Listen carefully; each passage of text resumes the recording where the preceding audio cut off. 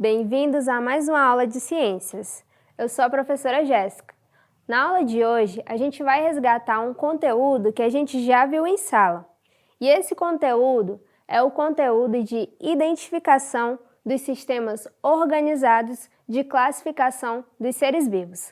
Nas aulas anteriores, a gente já viu um pouquinho da importância de classificar e como que é a escrita dos nomes científicos.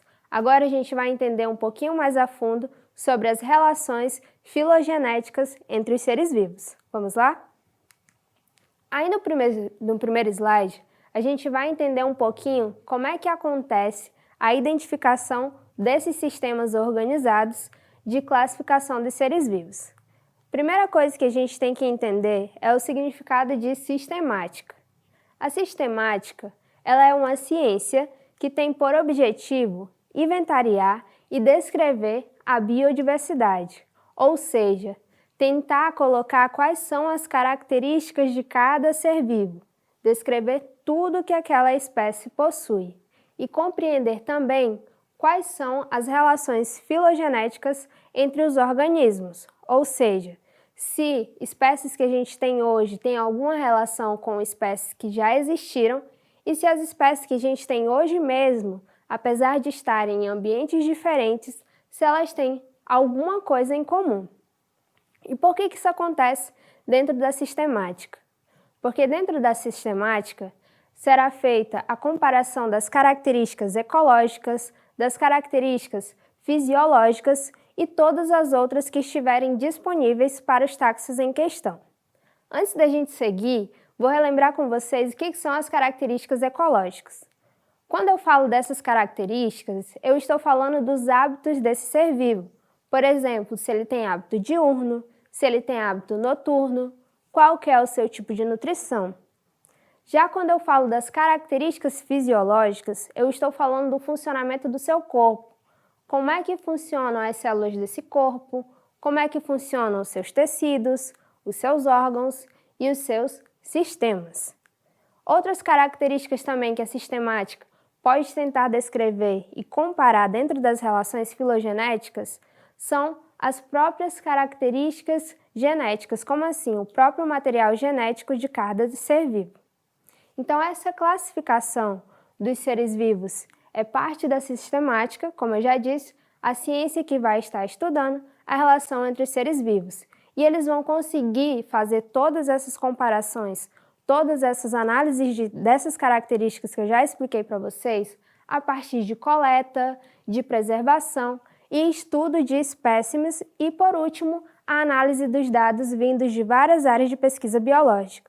Por exemplo, em algumas universidades a gente tem alguns bancos de dados. Nesses bancos de dados eu vou ter as coletas que foram feitas por alguns pesquisadores e eu vou poder compartilhar essa informação com bancos de dados de outros locais, ou seja, com bancos de dados de outras universidades, para saber se eu estou falando do mesmo ser vivo ou para saber se eles têm alguma coisa em comum para conseguir desvendar melhor aquela espécie. Continuando aí, quando eu falo desse assunto também, é importante a gente entender que dentro da sistemática existe o que a gente chama de árvore filogenética. O que é isso? Isso quer dizer que todos os seres vivos que a gente tem hoje, eles partem de um ancestral comum. Ou seja, nós temos relações de parentesco evolutivo. E essas relações de parentescos, elas são conseguidas, a gente consegue visualizar através das árvores filogenéticas ou árvores da vida. E por que são comparadas a árvores? É só a gente pensar. Uma árvore ela é composta de vários galhos. Em cada galho eu vou ter frutos específicos. A mesma coisa acontece com as espécies. Quando eu vou fazer essa representação, eu vou conseguir deixar no mesmo galho aqueles que têm características mais parecidas, e em galhos distintos, aqueles que adquiriram uma nova característica, tá? Que passaram a ter uma evolução, digamos assim. Continuando, quando eu falo aí dessa árvore filogenética, por que é importante eu entender tudo isso?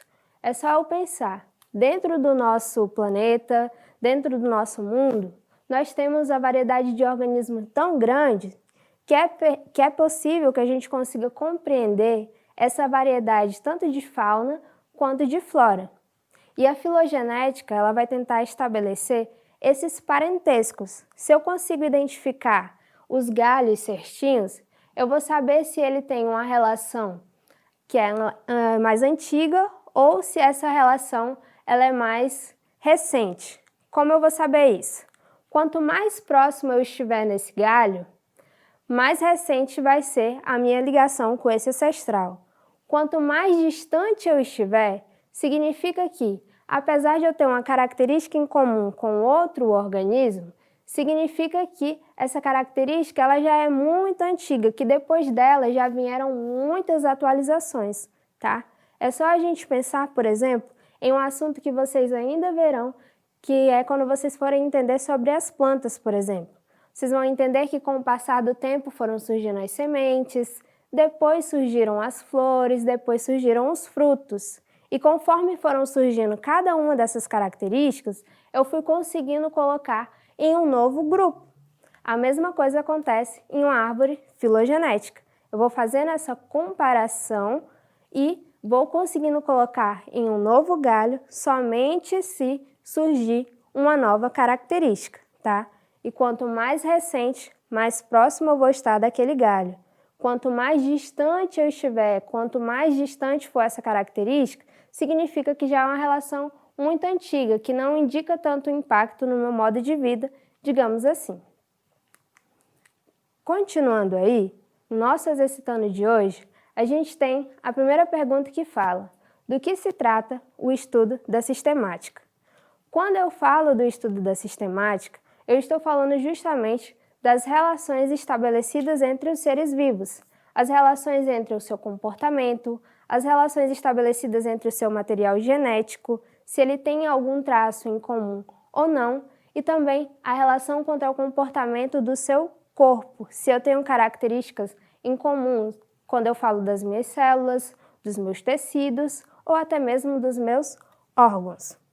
Já a nossa próxima pergunta falava o seguinte: as relações de parentesco evolutivos, elas são representadas em diagramas chamados de árvores filogenéticas, porque nas árvores filogenéticas, como eu falei para vocês, eu vou conseguindo agrupar esses seres vivos em galhos.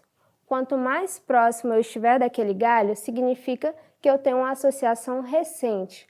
Quanto mais distante eu estiver daquele galho, significa que é uma associação bem antiga.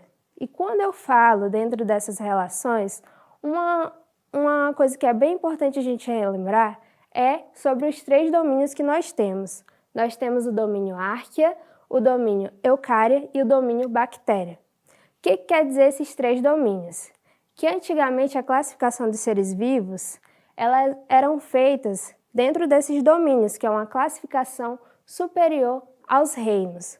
Quando eu falava do domínio árquea e do domínio bactéria, eu colocava nos dois os organismos que são procariontes, ou seja, aqueles que vão ter uma célula sem um núcleo organizado.